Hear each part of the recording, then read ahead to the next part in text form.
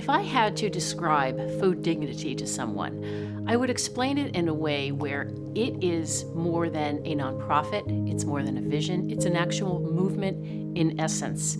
That if we take food dignity, that's really what it's all about. It is helping individuals, showing individuals where to access local, healthy, nutritious foods. We want to feed people with the utmost compassion and dignity. We want to center people based off of what their needs are, what does success look like for them, what are their resources, and really, what do they need to move forward in their life, and then how could we help them? Many times people walk in thinking that they have the solution. We like to work with people and uncover the barriers that they have and work with them to figure out where the solutions are. So food dignity is really dignified food access by asking someone, what do they want to eat? You know, there can be a misconception often that when we think of someone food insecure, that they're only interested in junk food or something easy or something cheap that they could have, the chips, the pretzels, the sodas. That's all fine. But you know, the majority of the people we speak with want access to healthy, nutritious, delicious foods.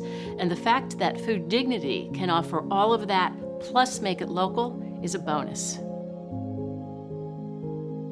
You know, before I became involved with the food dignity movement, I really thought I knew the food system here in our area, and I would be surprised if this was not something similar throughout the Commonwealth as well as throughout the United States.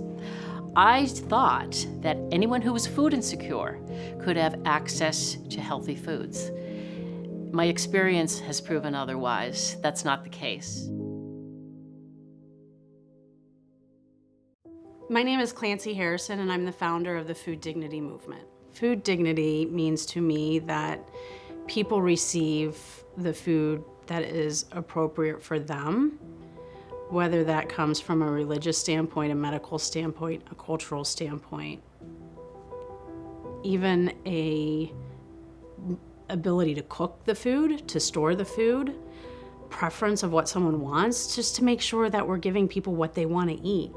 I actually was sitting in my husband's church, and the minister said, we need a food pantry president who wants to volunteer. And I thought this was perfect because my kids were finally in school full time. And then I went through a series of thoughts in my head where I assumed people would be using drugs and alcohol, they would be lazy on welfare, name all the misconceptions. And there was a positive voice that said, it's not your place to judge. So I volunteered. And when I went there, I realized I was completely wrong. And I saw women just trying to feed their children. Back in 2016, I was fortunate enough to be able to do a TEDx. I like to say that it was the day that my professional career was turned right side up. I thought I was empathetic to hunger in the United States.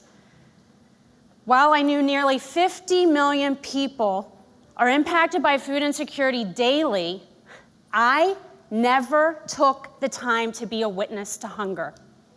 I don't think people in the United States truly fully understand the scope of hunger. Many times we think hunger might be starvation, but hunger can also be having a full belly, but we're full of food that is not of a high nutrition quality. So we start choosing foods based off of quantity, not quality. So someone might eat instant noodles day in and day out. That fills them up, but it does not give them the nutrition they need to survive. People decide what they're gonna eat based off of affordability and accessibility. So if I have to go to the dollar store down the street, I might not have access to fresh produce, but that's what's accessible to me. The problem with the charitable food system is you get what you get and you don't get upset. You go into a food pantry, you get a bag of food. It doesn't matter if you have IBS, it doesn't matter your religious choices, it doesn't matter if you have an allergy, it doesn't even matter if you have a can opener or not, or a stove that works. You get a bag of food and say, well, it's food, you should eat that. You should be grateful. Most people can't eat the food that is given to them for a variety of reasons. No matter who you are, you should be entitled to food that is going to be able to nourish you the way you need to be nourished. Let's say you came to us to receive food. I would sit down and say, what do you want to eat? Food dignity comes down to something as simple as giving people what they want to eat.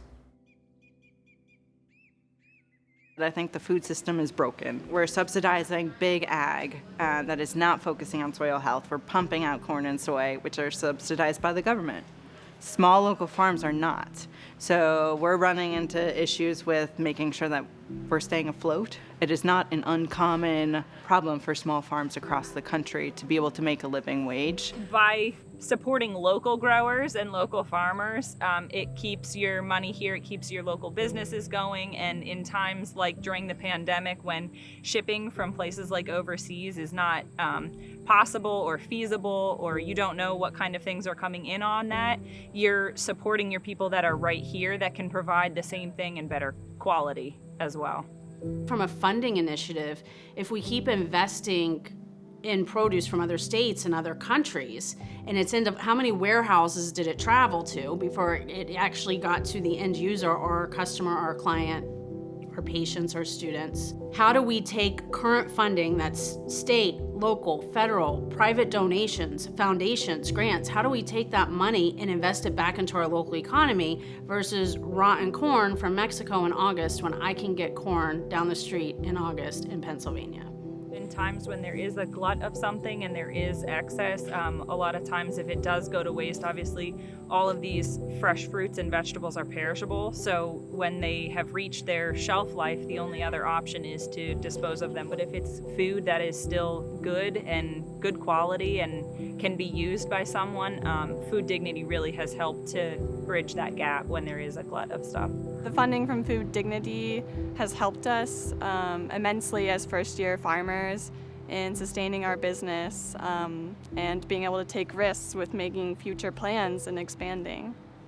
I hope that projects like this, through education and through the funding itself and the use of the products, that small farms are saved as we see them disappearing quite quickly. We want to be part of the hunger solution. We have food, we're growing food, we want to feed people, and this has given us an outlet. When you have large orders that come in and you're like, wow, that like $500 a week or whatever it is, that makes a huge difference in our world. When it comes to farmers, we really want to see them stay in business for sure. Not have to worry about meeting their bottom line. If we can continuously provide financial support and an outlet for their produce, that's meeting the needs of both their livelihood and our nonprofit partners' need. Some of the ways that we grow food makes it more expensive and inaccessible to folks. So when we're partnering with people like Clancy and the Food Dignity movement, we're actually able to get food to the people that need it in a dignified way. Local farms are struggling because they're being squeezed out of the conversation. It's impossible for them to compete with the larger farms.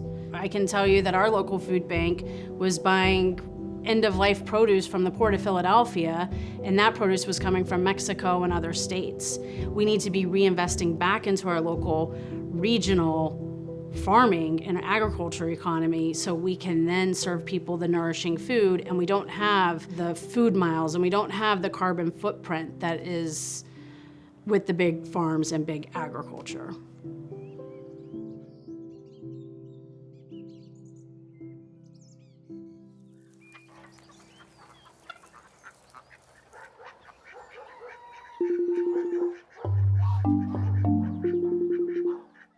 Hi, my name is Dr. Lisa Johnson, and I'm a food loss and waste expert.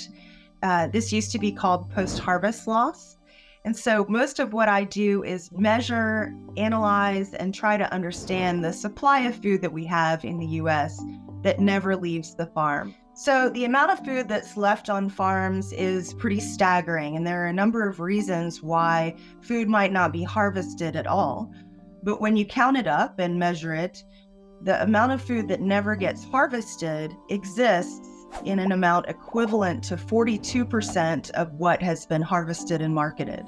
Today we had loaded up some cucumbers from a grower that unfortunately had 23 acres of beautiful crop that there just was no market for, so he had picked once and left set, which was a very large quantity of cucumbers that could have been distributed where they were needed. If we harvested and sold 100 boxes of cucumbers from a certain field, there would still be 42 boxes sitting there in the field that was fresh and ready to consume. In North Carolina, where I live, I've estimated this at about 500 million pounds, or enough to feed all of our food insecure residents about 350 pounds every year. This happens every day in our food system across the country. We have a system of distribution in the US that doesn't reach everyone.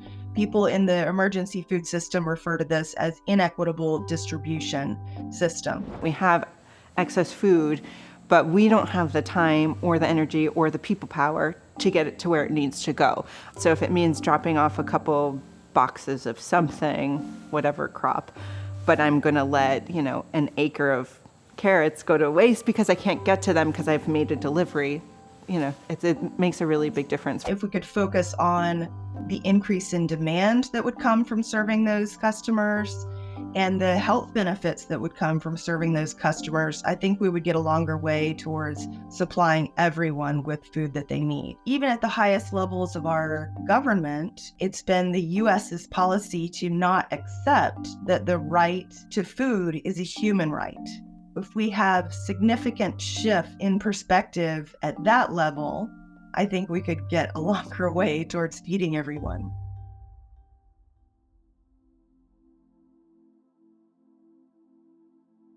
We got into farming because we want to feed people. I want to make sure that our community is nourished, they have nutrient-dense food, and the best quality possible. I don't care who it is, but I want to make sure that everything that comes off this farm is feeding people with the best quality. We really work hard. We understand that our food is not accessible to everyone, and it really bothers me.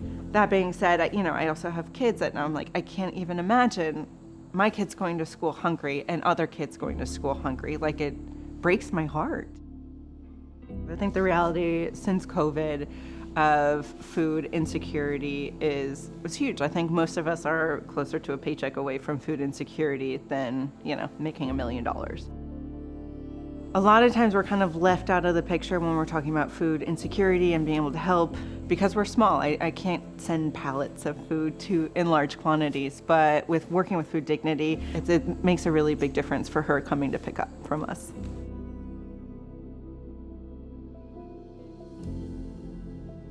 The other thing working with Clancy is that even if people do have access to food, they might not have access to nutrients.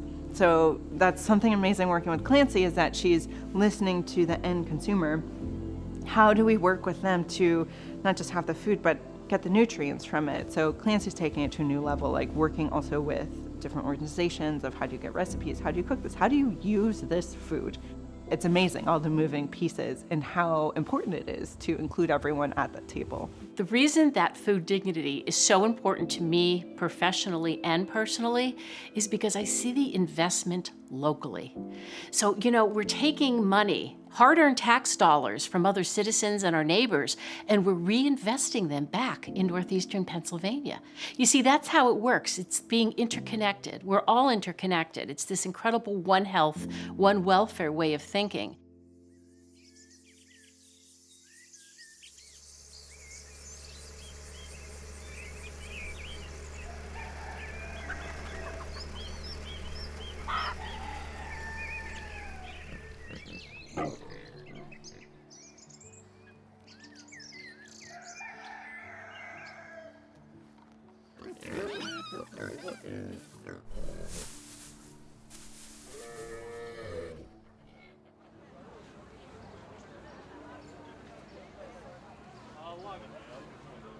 It is not any one person's fault that they may not be able to afford food in any given week. The idea behind the Pay What You Can stand really came from our other programs where we were setting up farm stands for certain organizations who had people in need. We had individuals coming over thinking it was a regular farm stand that they could just pay for any items that they see, and it was hard to kind of have to pull them to the side and say, this is actually just for people within this organization that are in need.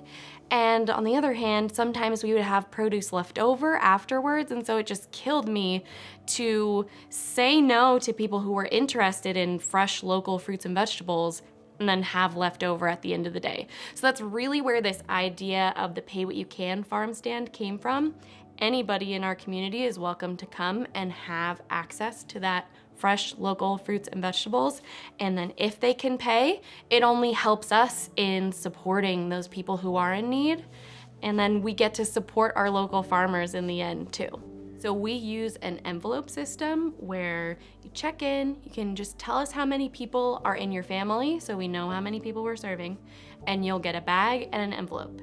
Fill the bag with all the produce you can use, and any amount of money or nothing can go in that envelope. This way, the payment system is completely anonymous, and it creates such a welcoming environment for anyone. Something that's come about with this Pay What You Can model, especially with that anonymous nature of the envelopes, is that we will get people writing us letters, reading the perspectives of people, especially those who may not have come out to other food assistance places. It is so touching, really. For example, I opened an envelope from a father of 4 children, and he did explain, you know, he lost his job a couple months ago. They were really struggling, and he flat out said he felt ashamed to seek help. But he mentioned that coming to our stand, he was wrong about what he thought it would be, and he just felt so welcome. And the gratitude that he expressed was amazing.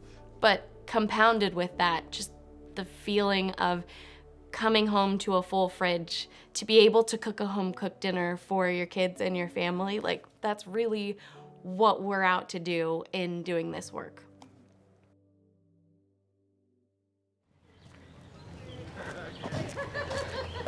Hello, hello, hello. Congressman Matt Cartwright. Thank you for coming. Oh my God, long time no see, I know. Clancy. I have a couple questions for you. I know that you are a big champion of food dignity. I'm curious how you feel the importance of local agriculture in fighting hunger, and how can we include small farmers, include their voice at the table? Well, sure. I mean, I can't tell you how important that is. What you're doing is you're not trying to get an accreditation, you're just trying to do it right. The other part is having it local means that there's no long transport involved. There's not a tractor trailer taking it across 7 states. No. It's local, and that means when you distribute it and sell it, it's going to be fresh. You know, eating right is, I think, you've said it yourself, it's an integral part of kind of rebuilding your well-being. Yep. I'm so impressed with the Overlook Farm. I mean, what you're doing here, just on 6 acres. I know. This is something that will connect people to the land, to the growing process, to agriculture. You're talking about helping people put their lives back together. You're talking about putting them in touch with the farming process.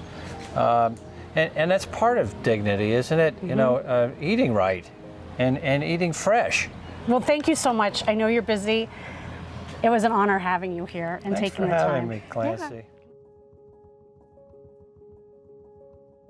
A nonprofit needs to have a place at the table for the person that they're serving. And how do we ask them what they want, what do they need, and include that voice in the funding process? Because if we're not, we're missing the mark and we're not getting to the problem where we just think that we know the solution when we don't. Over the past 3 years, we've been working to really create our own network of nonprofits that are in need in our local area. And it started off by getting them refrigeration to be able to hold fresh fruits and vegetables, but it's really evolved into finding local sources of that produce so that we can support our local farmers, keep the fruits and vegetables that we grow here close to home, and also support the nonprofits that we've been working with. Our local farmers are incredible, and they want to give us healthy, delicious, nutritious food. So really, why not combine both? We feel that we're doing more than just feeding people and fighting hunger, but we're also working with economic development, workforce development, because we know the importance of investing back into our local economy. The way that Food Dignity supports and facilitates collaboration between farmers and nonprofits really stems from communication and ensuring that both parties are feeling like their needs are being met and their voices are being heard. The benefit to the nonprofit is that it makes our programs more robust because we can provide food as well and training around nutrition as well to different programs we have with at-risk youth. What's really cool and what I appreciate so much about having the opportunity to work with local farmers is, first of all, the farmers are getting paid a fair wage for their product, which they deserve. And secondly, we are raising awareness of what's available in local farms. One of the community programs that we've been involved in is one at Hillside Farms called Mama Bird. And it allows families in our local community to sign up every week. You walk through, you grab what you need off the table. And that has really allowed me to understand and know more of the need that is in our community that I was unaware of before. Hi, my name is Melissa Obuck, and I am the founder and executive director of Mama Bird, and we are a nonprofit based in the Back Mountain of Pennsylvania. When we started Mama Bird, we brought in food as an option to help families, and our focus was fresh produce, milk, and other dairy items to help stretch pantry ingredients. Prior to getting together with Food Dignity, we were doing about 5 to 10 families per week, whereas now we're seeing about 60 plus families per week, and it's really just about the offering of various produce products that we weren't able to get because Food Dignity is able to purchase them at wholesale price where we aren't unable to do so. Working with her has been one of the most awesome things we could have done to help our organization grow and serve our community. My name is Kristen Topolsky. I am the Chief Executive Officer of New Roots, Inc., and we are at Burgers Farmer Market today. We are partnering with Food Dignity and Burgers Farmers Market to bring fresh produce to our Recovery Support Center in Hazleton. New Roots started the first Recovery Support Center in Luzerne County, and one of the things that we noticed when we first started providing recovery support services to people was this food insecurity, that people were constantly coming in saying that they needed assistance with food.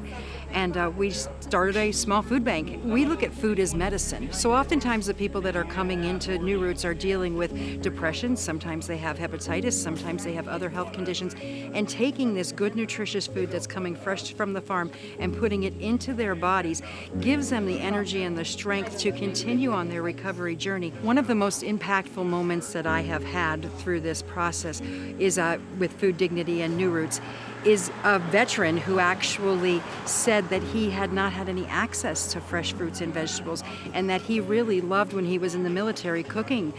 So now that these fresh fruits and vegetables come in, he actually prepares meals right at the Recovery Support Center and shares them with his recovery community. I mean, it's given him a purpose and a drive and has really aided in his long-term recovery. I'm Chet Mazloom, the Executive Director at the Lands at Hillside Farms. We do a children's grief camp, which is a counseling camp for kids that went through severe trauma. Food Dignity comes in and fills the body part of mind, body, and spirit.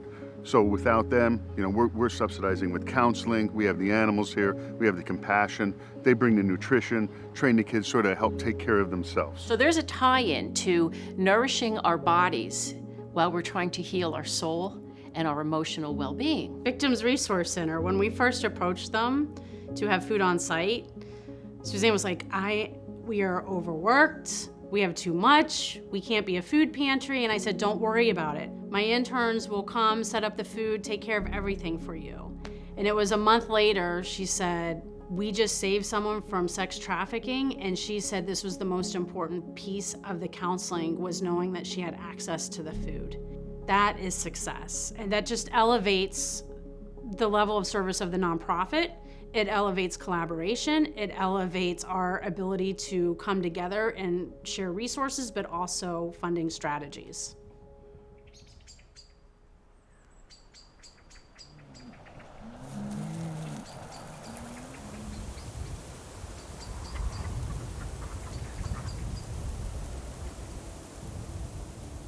Local farms cannot compete with the bigger farms in the charitable food system because our local food bank will pay pennies on the dollar for their produce. So for example, if I'm buying carrots by the pound for $2, our local food bank will say 50 cents to the farmer.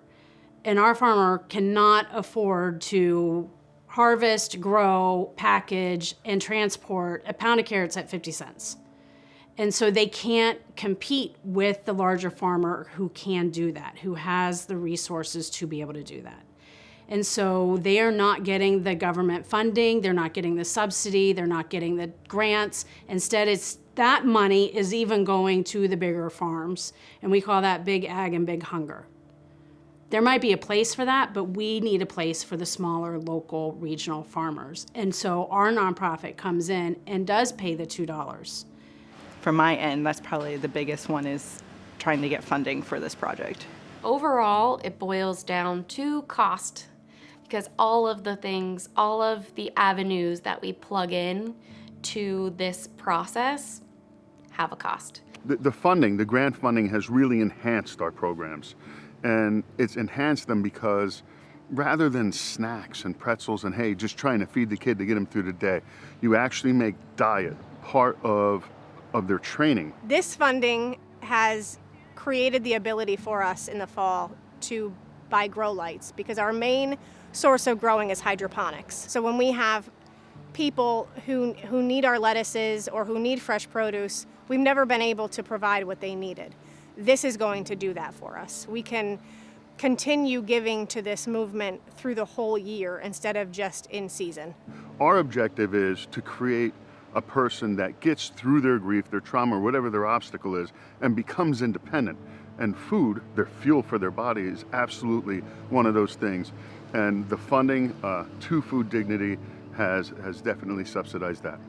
Where I get aggravated is when we have systems in place that act as a monopoly, that prevent funding to nonprofits like myself, that don't reinvest back into our local and regional agriculture system. Instead, we're buying produce, end-of-life produce from Mexico or other states. And when we're not including the voice of the recipient of the food, but also those smaller nonprofits who are on the ground that have to say, I'm sorry, we ran out of food today. And you have to have that conversation face to face with someone.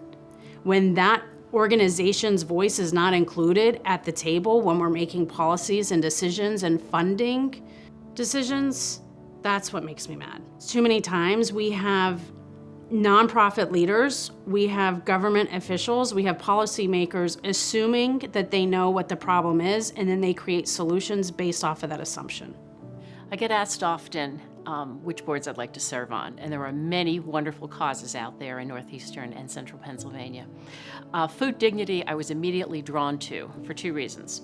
The first reason is Clancy Cash Harrison's passion. She's remarkable. She's a leader, she's a trailblazer, and sometimes she kicks the hornet's nest, but it's for very good reason. She is the person that I want to be on her team. You meet her, she is charismatic. She comes up with these crazy big ideas, but also so simple, right? Like, take food from the farmer to feed people. You support everyone on the scale. If you bring in a great deal of character, a great deal of skill, and especially a great deal of passion, then the delivery system is that much better. She has such a passion for helping those who are food impoverished. She is making it her goal to stop the garbage that is being given to some of these people from food banks. When I first met Clancy, we talked over the phone. She was extremely inspiring and really advocating for local farmers and also for increasing access to food. What enhances the relationships between the nonprofits, the farms, Food Dignity, the funding, and all of it are obviously the people involved. From the beginning, I want to be on her team and what she's doing. It's innovative, it's helpful for everyone. Clancy and Food Dignity is an absolute leader. We're very impressed with her, and we're very happy to be working with her.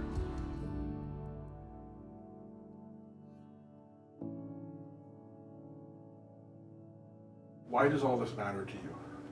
You're gonna make me cry. So why does this matter? Yes, why does all this matter to you? Well, I'm a mom and I have kids, and I can't imagine not having food to feed my child. And so as a mother, I feel empowered and obligated and determined to take that guilt, that shame, that fear away from any mom who has to give her child soda at night so they can sleep because the carbonation, the sugar gives them a feeling of fullness. That's why I do it.